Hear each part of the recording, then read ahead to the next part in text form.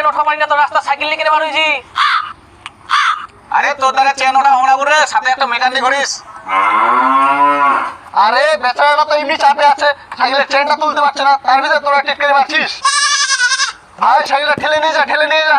একটু হেল্প করো না, চেনটা তুলে দাও। কি আমরা সাইকেলের চেন তুলে দিব? আমাকে দেখি তোর কি মনে হচ্ছে ওই তোর কালি ধরা আছে না, আমরা হাত দিব। খবরদার এলাকাতে আমাকে কোন আইস।